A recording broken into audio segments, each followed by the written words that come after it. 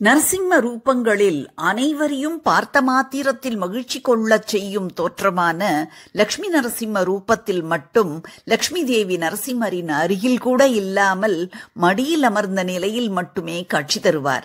இதற்கு முக்கியமான காரணம் ஒன்று உண்டு. பொதுவாக அனைத்து பெருமாள் ரூபங்களிலும் மகாலட்சுமி திருமாலின் திருமார்பிலேயே இடம் பிடித்திருப்பார். ஆனால் லட்சுமி நரசிம்மர் கோலத்தில் மட்டும் மகாலட்சுமி திருமாலின் திருமார்பில் இடம்பெறாமல் மடியில் அமர்ந்திருப்பார். பெருமாள் அவளை ஆலிங்கனம் செய்த நிலையில் லேசான புன்னகையுடன் சாந்த ஸ்வரூபமாக காட்சி தருவார். இதனாலேயே நரசிம்ம ரூபங்களில் லட்சுமி நரசிம்மரை பலரும் விரும்பி வணங்குவார்கள். நரசிம்மர் ஹிரண்யனை வதம் செய்த பிறகு உக்ரம் அடங்காமல் இருந்தாராம். தேவர்கள் உள்ளிட்ட அனைவரும் அவரை சமாதானம் செய்ய முயற்சித்தும் முடியாமல் போனது. இதனால் நரசிம்ம ரூபத்தை கண்டு அனைவரும் பயப்படத் துவங்கினர். இறுதியாக சிவபெருமானிடம் போய் அனைவரும் முறையிட்டனர்.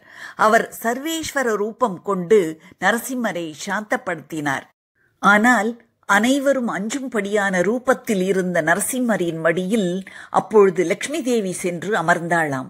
உடனடியாக நரசிம்மரின் உக்ர ரூபம் மாறி அழகிய சிரித்த ரூபம் வந்தது.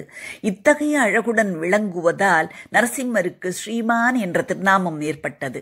ஸ்ரீமான் என்றால் அழகானவன் என்று பொருள். நரசிம்மரின் மடியில் லட்சுமி தேவி அமர்ந்த நிலையில் காட்சி அளிப்பதற்கு காரணம் உண்டு.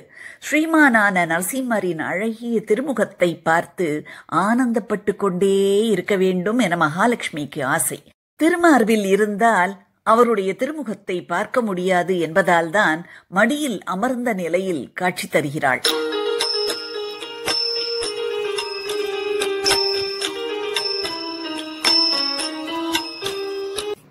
To watch more videos, subscribe பட்டனையும் பெல் பட்டனையும் பிரஸ் செய்து கொள்ளுங்கள்.